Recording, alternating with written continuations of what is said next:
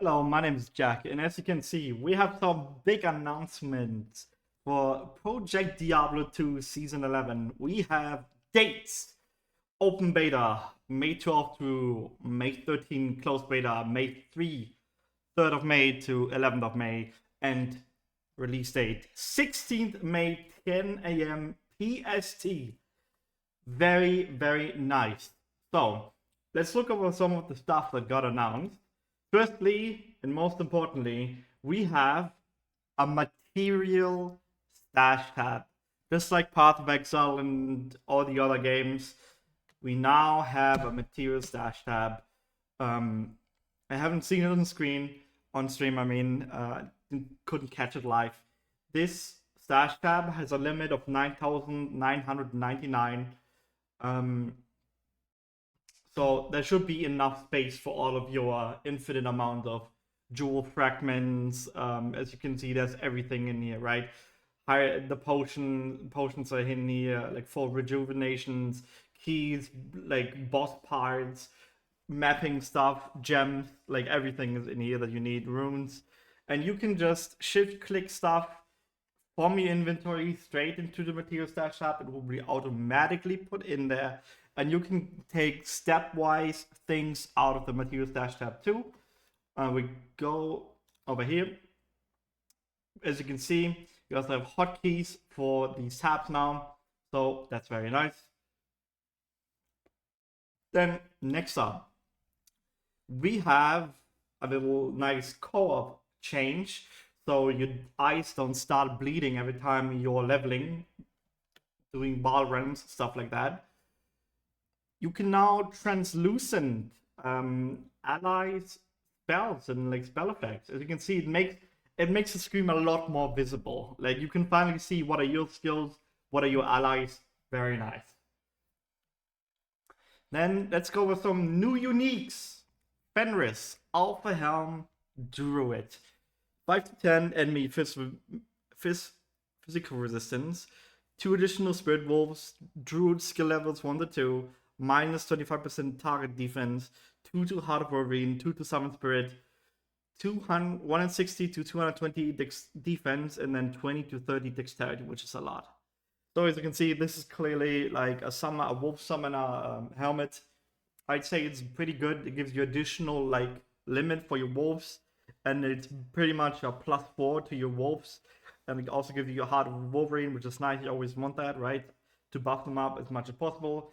And the dexterity is really nice to hit max block chance as well. Pretty nice helmet, I do say so myself. So next up, Wild Speaker Line Helm for the Barbarian. Needs 73 Sang, so not bad at all. 1 to 2 Barbarian skill levels. 20% faster cast rate. Plus 2 to 3 Grimward. 2 to 3 Shout. Enhanced defense 160 to 240. Vitality 10 to 20. Increased maximum mana. Regen mana 33%. And fire rest. So this is clearly like a bow helmet, pretty much, which is a little bit more niche, but it can be really nice when you have a bow character and you bow your friends. Maybe you can then swap over, or like you play as a party. There's always a bow buff, right? Just like there's always like an Auradine in when you're playing group play. So again, a little bit more niche, not bad at all. Next up, another Barbarian helmet, this time high level. Raycor's Virtue needs 196 strength, needs level 78. You may apply an additional curse. Okay, plus 2 to Barbarian skill levels. Enhanced damage 40 to 60, mana stop hit 5 to 8. Double throw 2 to 3, double swing 2 to 3. Enhanced defense, dexterity, and very important, curse resistance is very good. Very, very good. So it has double throw and double swing. So this can be used in 2 ways. You can either be a throw barb, which is very popular. Now throw barbs have a helmet, right? And the apply additional curse thing helps a lot, because you wanna, let's say you're a throw barb, you wanna apply amplified damage, and then you can do Maybe you have like something on your armor that like activates when you get hit, like a weaken, for example, would be really good together with amplify damage. This way you can play a throwback, or you can use double swing and have like a classic melee bar. Next up, Scorn, Sorceress, quiet level 27, so pretty low leveling item. Melee attack deal splash, melee splash radius increased by 20%. 2 to 3 fire skills, 20% increased attack speed, 30 to 40 increased chance of blocking on a weapon is pretty good. That's 10 to 18 damage, 40% chance of crushing blow. This is an enchant globe. We've never had an item like this in the game. This is a super niche item. It's like mostly meant for leveling. You pretty much get like fire enchant. You put on fire enchant and you hit with this. That's what this is designed for. Not bad at all, I'd say. It's niche. It's not bad. Maybe it could be better. Like I'd rather have a high level item than a leveling item, to be honest with you. But I can see the use for this.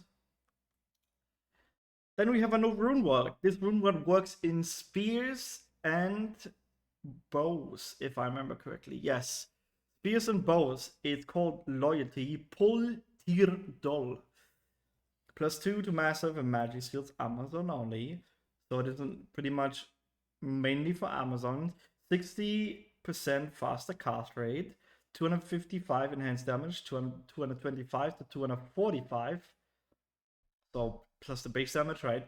75% damage to demons, 102 attack rating is demon, 30% chance of crushing blow, fend 4 to 5, decoy 2 to 3, 4 to mana after each kill.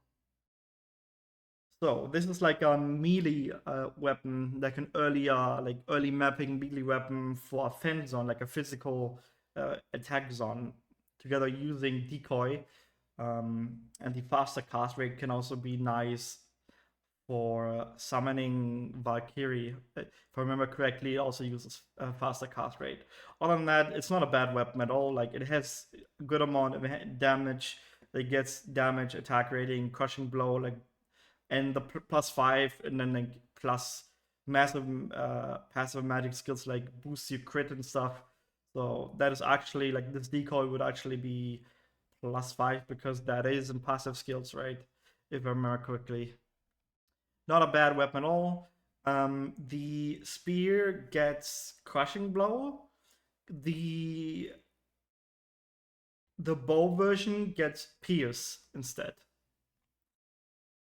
And then lastly, we have Ursa's Nightmare. So this item was already in the game, but it has gotten some changes. You cannot lifesteal when above 75% maximum life.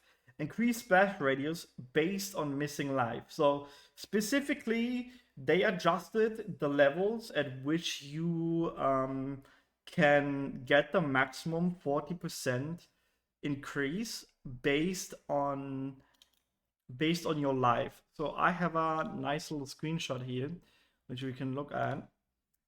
You see, that's about, I'd say like maybe like 25%, right? And he's gaining the maximum 40% increased splash radius bonus. Yeah, and that's pretty much a little recap of what has been happening over in Project Diablo 2 while everybody is playing Last Epoch. Which, by the way, if you can't wait for the new season of Diablo 2, I highly recommend checking out Last Epoch. It feels really close to Diablo. I can't recommend it anymore. It's an amazing game. Other than that, that's the video. See you around.